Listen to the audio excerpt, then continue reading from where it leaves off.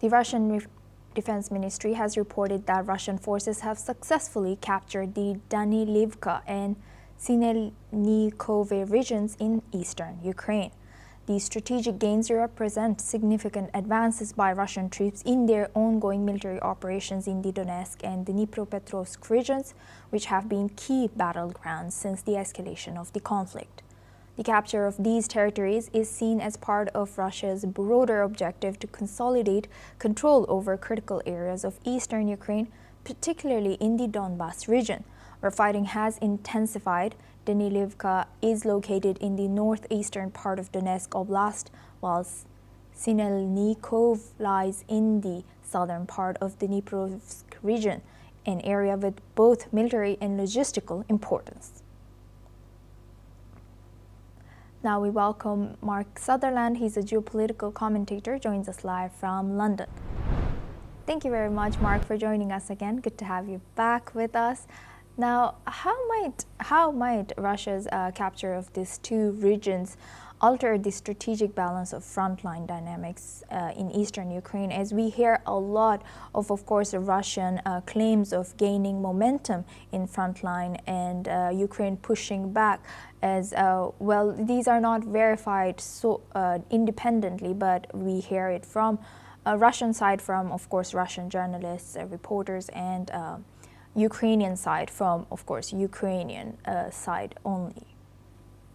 Asuma, good to be with you. I think let's start off by saying you're quite right in saying we're yet to have various things confirmed, but it is about consolidation. I note President Trump's comments with Viktor Orban of Hungary, where he was asked about the Ukraine-Russian war, the Russian war with Ukraine, as they did invade a sovereign state in February 2022. And we must never forget that. That's why I keep re-emphasizing that. But there's something that President Trump said, that this is not ending at this present time. As he said, I want this war to end. We all believe that it's going to end. That is another discussion, because it isn't ending right now. But as President Trump said, there seems to be no interest in regard to Russia ending it right now.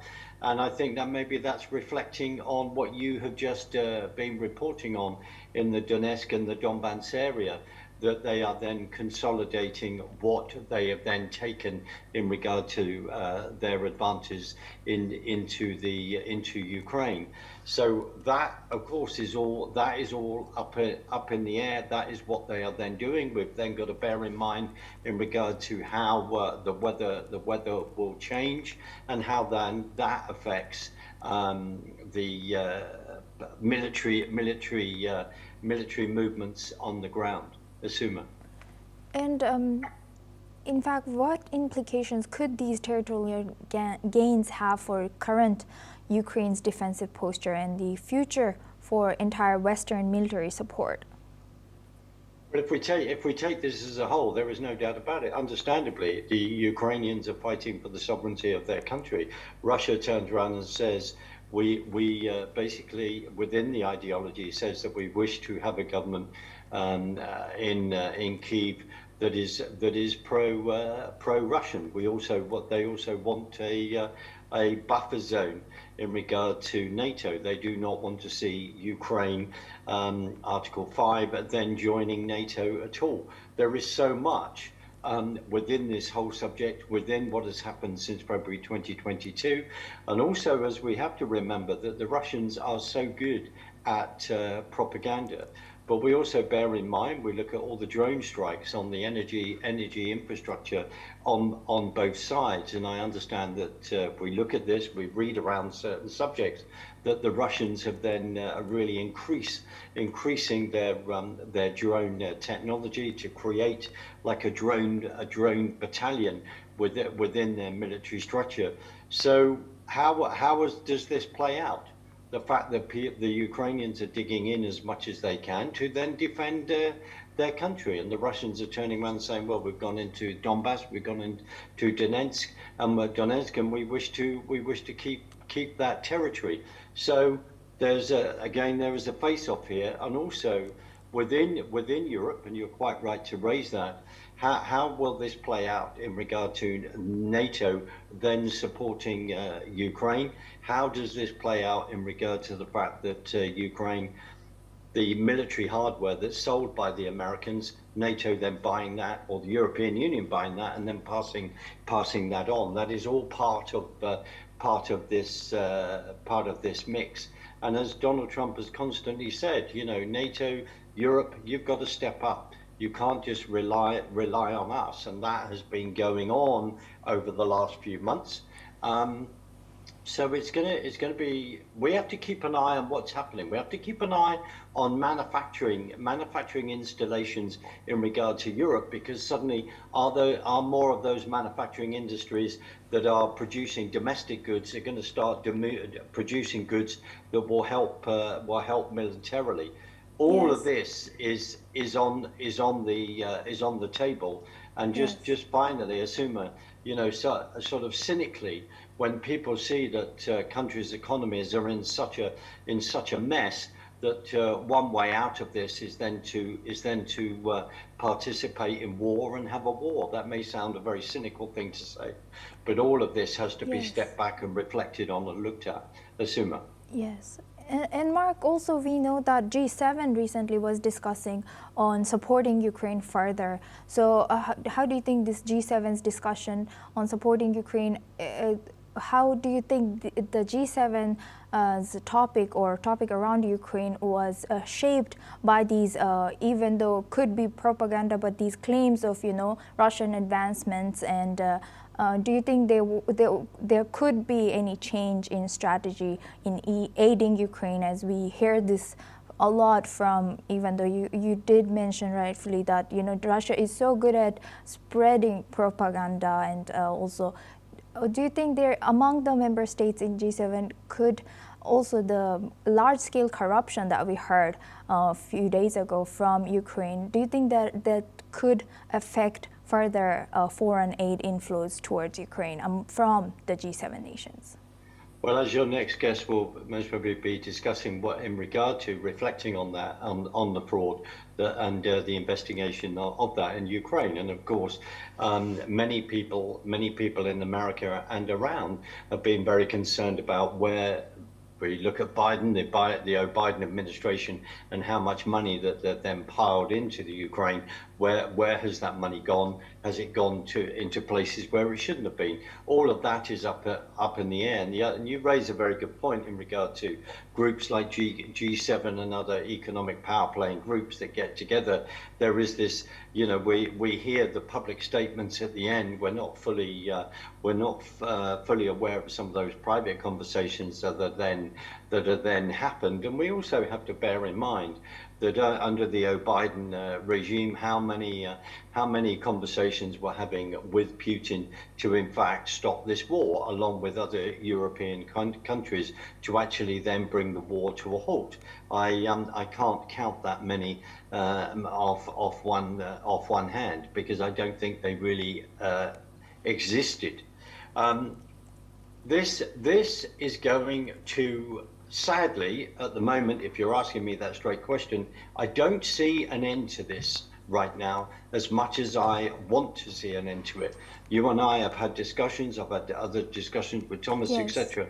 We have had these discussions on this program where we are reporting on they're taking this village, they're taking that village, they're holding the line, whether that's infrastructure damage, etc. But they don't seem to be coming to the table to actually end this. And as President Trump said to Prime Minister Orbán, Putin, the Russians don't want to end it right now. And we're seeing, as we said, we've seen that consolidation in Donbass, in Donetsk region for a reason in regard to Russia's turning around and saying, we want this buffer, we want this territory. Asuma. Yes, indeed. With that, I would like to thank Mark Sutherland for joining us as a geopolitical commentator from London. Thank you very much.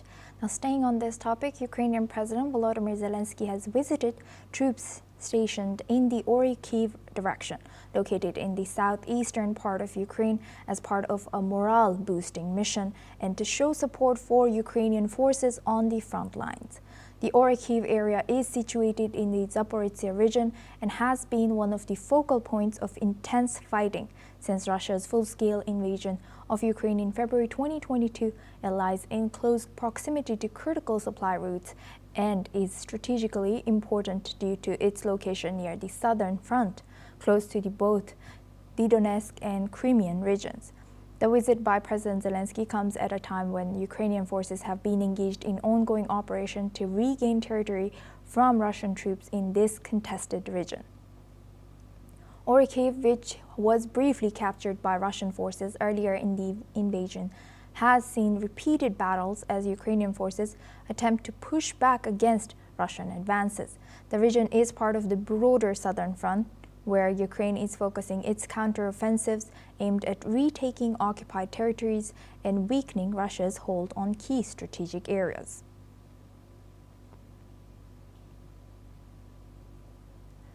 Ukrainian President Volodymyr Zelensky has ordered sanctions on an associate and former business partner at the heart of a major corruption scandal, rocking Kyiv during a time of war. Zelensky's office has published a decree imposing personal special economic sanctions on Timur Mindish, who is a 46-year-old businessman that includes a freeze on his assets as well. This comes as Ukrainian President Volodymyr Zelensky faces the biggest corruption scandal of his 6-year presidency, and as investigators accuse his former business partner Mindish of leading a multi-million-dollar bribery scheme. Ukraine's National Anti-Corruption Bureau says that Mindish led a group that received bribes and kickbacks worth about $100 million from contractors of state-owned energy company in exchange for protecting their business deals. Now for this discussion, we welcome Alison Mutler. She's a former AP Bureau Chief joins us live from Bucharest, Romania. Thank you very much, Alison, for joining us again. Good to see you. Hello. Hi. Alison, now looking at this, how could this corruption scandal affect Ukraine now? Well, it's very important in a bad way, in the sense that it's massive. We're talking about $100 million, I think, money laundering scheme, basically corruption of one of Zelensky's former close associates. So it's very bad for morale in Ukraine, because you have ordinary people struggling as the winter sets in to heat their homes, and they see those who are at the top of government or the elite siphoning off their money. So that will undermine support for the government, perhaps not necessarily for the war efforts, but it will make people be more despondent and disappointed, which is very bad. But it's also very important for Zelensky, who is trying to drum up support, very important support, as the winter sets in and Russia is launching these offensives, particularly in East Ukraine, but also in the south, as you mentioned in your report. He really needs to show a cleaner Ukraine, that he is serious about tackling corruption. And we're not talking about little kickbacks here and there, we're talking about major corruption. And this was obviously a very, very big scheme and went on for quite a long time. So it's very important, both domestically and also internationally, for Ukraine, for Zelensky to be seen to be tackling this problem. And he has, in the sense that these assets have been frozen, but also the Justice and the Energy Minister resigned yesterday. So it's important to be seen to be taking action, to be investigating, because why would anybody in the EU want to free up money for Ukraine if there is such high-level corruption? And we know that also Ukraine wants to join the EU, and one of the prerequisites of joining the EU, I'm in Romania, which also joined the EU, is cleaning up corruption, and that's very important. So he can't afford not to take action. Yes, talking about the EU, how do you think this is impacting European confidence in Ukraine's governance and ongoing support for Kyiv? And also, could this scandal influence Ukraine's EU accession prospects in any way? Well, the fact that there is an investigation that his former associates' assets have been frozen, and two government, it's very senior energy and justice ministers have resigned. This shows that Ukraine is taking action, and this is designed to reassure the European Union that Ukraine is serious about cracking down on very high-level corruption. So this is the message that Zelensky is sending out to Brussels, but also locally as well, domestically as well. But it could undermine support. I mean, if we have some members of the EU sitting on the fence, we have a skeptic is Hungary and Slovakia, they will use this as another reason to say, look, there's so much corruption in this country, it's not ready to join the EU. And it's not ready to join the EU, otherwise it would be in the EU. But what is important is that Ukraine takes the necessary steps to be eligible to join the EU, and this obviously is a very important step they've taken. But the investigation has to continue. It can't just be a press release and two ministers resign. It has to be a proper investigation, and so that this will reassure both his domestic audience, his voters, and also Brussels. Alison, as you emphasize that, the freezing of assets and two ministers are resigning, do you think this is enough for Ukraine or Zelensky's government to gain the trust back of Ukrainian citizens and also European EU or the coalition of the willing partners? And what steps should European policymakers encourage to ensure that Ukraine's anti-corruption efforts remain credible? I think it's an important first step, and these were not small measures. It's not like we're doing an internal investigation. Assets were frozen, heads rolled, the ministers have been forced to step down. So I think it's very important, but it has to continue. You can't just say, oh, we've done this, let's tick this box, forget it, we haven't got corruption anymore. It's clear that if we have this level of corruption, there is a lot of corruption in Ukraine. And I know as from Romania, which joined the European Union, joining the European Union does reduce corruption. But the other thing is it doesn't happen overnight, because corruption is not just about money, it's about a mentality, it's about a culture in which corruption is accepted. And that is something, not just opening corruption investigations and probes, which are important, but also sending a message that if you are in high office, that if you hold an official position, it's not an excuse for taking.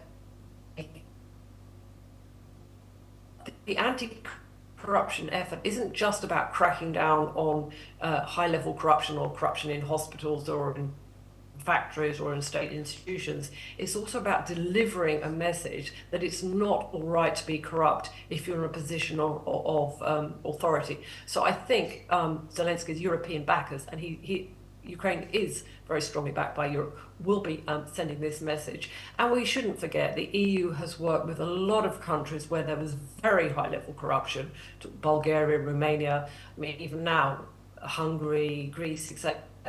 So they are very used to corrupt countries and educating them to become less corrupt. And as I said, it's both a question of making sure there are checks and balances in place to stop the corruption, but it's also important about there being a cultural message that corruption is not acceptable. Yes, indeed. Thank you for sharing that powerful message over here, Alison. Please stay with us as we come back to you for our next discussion as well.